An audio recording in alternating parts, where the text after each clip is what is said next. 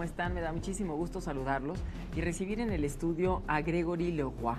Gregory, bienvenido, muchas gracias por estar con nosotros. Gregory es experto en fotografía, es consultor, conoce muchísimo de la fotografía del siglo XIX, ha trabajado en México, asesora a coleccionistas y también es curador. Y también ha trabajado en casas de subastas. Así que, Gregory, quisiéramos platicar contigo muchos temas acerca de la fotografía. Vamos a hacer la entrevista en francés y, por supuesto, contaremos con la traducción. Gregory, quelle est l'importance de la photo du 19e siècle et pourquoi c'est quelque chose de référent pour comprendre l'image du 21e siècle? D'abord parce que la photographie, elle a été inventée en 1839, elle se répand, devient vraiment importante dès les années 1850. Et donc il y a déjà 50 années au 19e siècle qui ont été documentées dans le monde entier.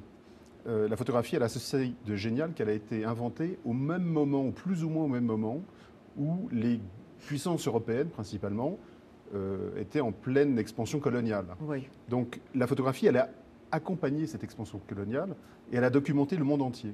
Et c'est un monde qui est aujourd'hui largement disparu.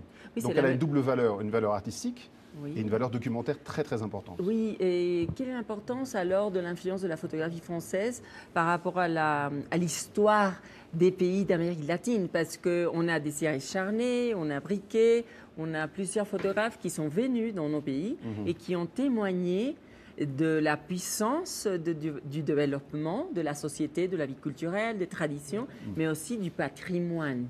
Alors, il est entendu qu'on avait un lien très fort entre la France et le Mexique, Oui. Qui était un lien impérial, politique, mais aussi culturel, et je pense une amitié qui était déjà à l'époque très importante. À la fois des Mexicains vers la France, qui était un espèce de référent culturel, mais aussi beaucoup des Français vers le Mexique, pour lequel ils avaient une grande curiosité. Alors, bien entendu, beaucoup de Français photographes sont venus au Mexique. Certains sont jamais partis, comme Michaud, comme Briquet.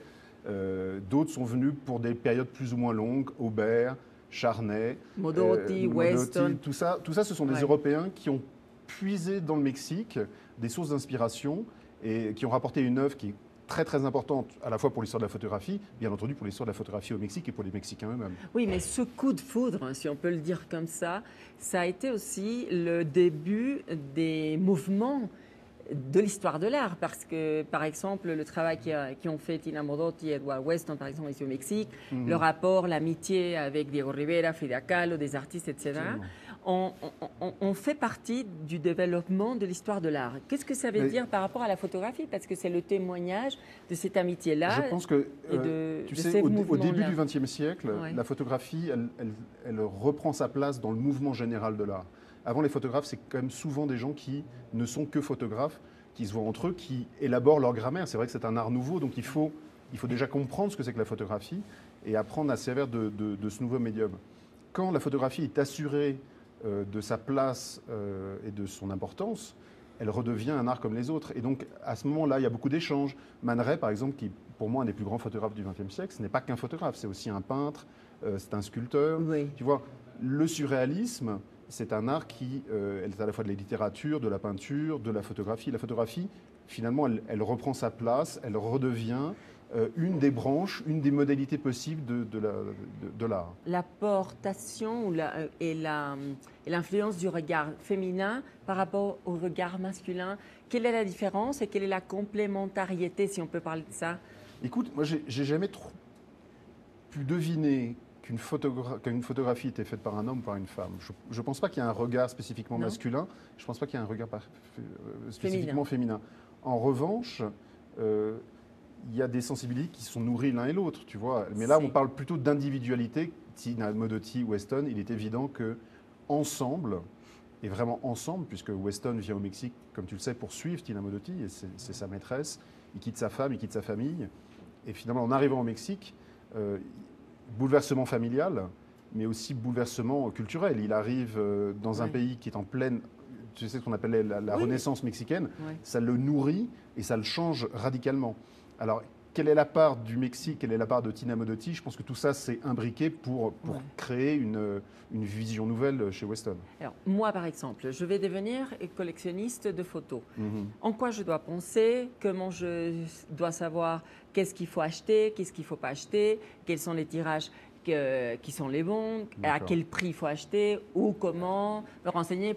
Beaucoup de questions. Écoute, alors, d'abord, la photographie, elle a quand même presque 170 ans. Donc, tu ne peux pas être un collectionneur de toute la photographie. Il faut quand même choisir.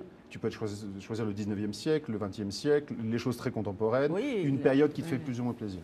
Après, dans le 19e siècle, ce que je connais le mieux et ce dont on va essayer de parler un peu plus ce soir, il faut choisir des images qui sont en bon état.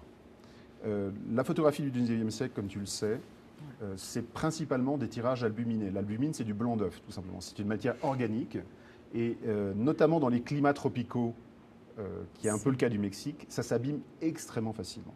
Donc, il ne faut jamais acheter une image, même si c'est une image d'un très grand artiste, en mauvais état. Une image, il faut la choisir presque comme elle a été imprimée à l'époque. Mais c'est presque impossible, parce qu'imagine toutes les choses qui sont passées avec le temps pour garder une photo en bon état. Donc alors, les images étaient quand même diffusées de manière assez large, beaucoup plus large de façon plus large que ce qu'on pense aujourd'hui. Et ben, ça prend du temps. Ça prend du temps. C'est un apprentissage. C'est un apprentissage et puis c'est une recherche permanente de l'image la plus belle. Mais quand on voit la même image du 19e siècle, une image un peu jaune passée, et une image en parfait état, on comprend immédiatement. Et c'est cher à acheter des photos anciennes? Alors bien entendu, une image en très très bon état, ça peut valoir 10 fois, 100 fois plus que la même image en mauvais état. Alors effectivement, il vaut peut-être mieux acheter moins de choses, mais que des choses en très bon état. Tu peux faire une collection très rapide avec des images, des tirages de moins de qualité, mais tu n'auras jamais ni le plaisir et à vrai dire, tu vois, patrimonialement, c'est moins intéressant. Mais devenir collectionniste de photos digitales? Oui, de toute façon, aujourd'hui, si tu achètes de la photographie contemporaine, tu vas forcément acheter de la photographie digitale. À partir du moment où c'est contrôlé, que l'artiste ne les tire pas à 10 000 exemplaires, oui, c'est très bien. Ça reste de la photographie. Grégory, on doit conclure notre petit dialogue, mais si tu pourrais dire, qu'est-ce que la photo t'a donné dans la vie et quel est le plaisir que tu éprouves chaque fois que tu trouves dans les mains un papier qui est une image de vie et le plaisir de le mettre dans des collections qui vont les préservoir pour les générations suivantes. Exactement. En fait, la photographie du 19e qui me plaît particulièrement, elle me plaît parce qu'elle est le reflet d'un monde qui est presque doublement disparu. Il est disparu parce que des beaux tirages, il en reste très peu. Et il est disparu parce que, notamment pour la photographie latino-américaine, qui est un peu ma passion, c'est un monde qui a été tellement bouleversé par les changements dans l'urbanisme. Les villes d'Amérique latine, elles ne ressemblent plus du tout à ce qu'elles ressemblaient au milieu ou à la fin du 19e siècle. Si on perdait ces tirages-là, ça serait perdre deux fois la culture, la mémoire, et ce serait assez terrible. Donc effectivement, il faut collectionner la photographie du 19e, il faut la préserver, c'est pas facile, c'est des œuvres qui sont fragiles, qu'on ne peut pas nécessairement mettre au mur très longtemps parce que le soleil les abîme. Donc ça demande des collectionneurs qui aiment les objets pour eux-mêmes, pas pour les montrer à leurs amis et pour frimer avec des grandes choses au mur. Merci beaucoup, Grégory. Je t'en prie, la próxima vez en español. Claro que sí, será un placer siempre recibirte aquí. Y te agradecemos mucho todo lo que has dicho porque finalmente, efectivamente, el ser coleccionista y preservar la fotografía es un compromiso con las generaciones y con la memoria de la historia de una comunidad, de una sociedad, finalmente de un país. Muchas gracias, Grégory. Gracias. Gracias y nos vemos en la próxima charla.